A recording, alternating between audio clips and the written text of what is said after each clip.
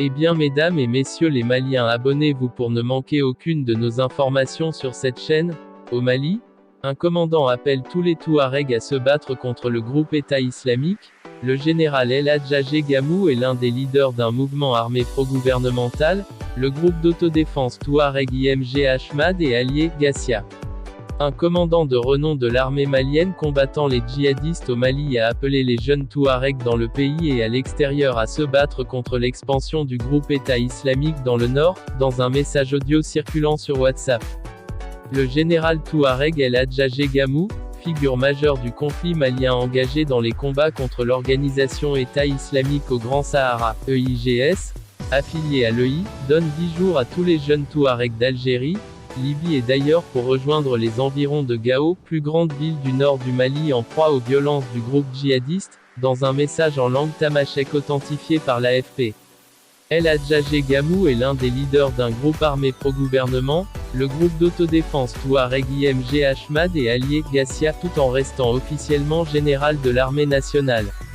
Le IGS multiplie depuis mars les offensives dans les immenses régions de Gao et Ménaka. L'ONU a exprimé à différentes reprises sa préoccupation devant la dégradation de la situation. Les syndicats de la région de Gao ont appelé à un arrêt de travail de 48 heures mardi et mercredi pour protester contre la dégradation de la situation sécuritaire et l'inaction du gouvernement. Ils exigent notamment une riposte sécuritaire et le rappel à l'ordre de certains agents des forces de sécurité qui s'adonnent à des dérives d'intimidation et de rackets non justifiées. Lundi, la junte au pouvoir n'avait ni réagi aux propos du général Gamou ni à l'appel des syndicats.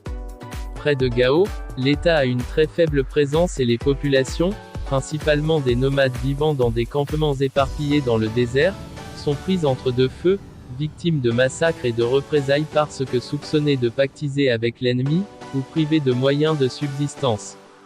La communauté Touareg est composée de dizaines de sous-communautés nomades établies dans le Sahara entre plusieurs pays, principalement au Mali, en Algérie, au Niger, et en Libye. En 2012, des groupes armés indépendantistes à majorité composés de combattants Touareg ont déclaré indépendant un territoire du nord du Mali, qu'ils ont appelé Azawad, avant d'abandonner leurs velléités indépendantistes en signant 3 ans plus tard un accord de paix avec Bamako. D'autres ont rejoint la nébuleuse djihadiste d'Al-Qaïda, aujourd'hui dirigée par Iyad Ghali, lui-même Touareg. Depuis le dernier communiqué hebdomadaire en date du 22 octobre 2022, les actions majeures visant à réduire la pression des terroristes sur les populations ont été faites et ont donné des résultats sur différents théâtres d'opération.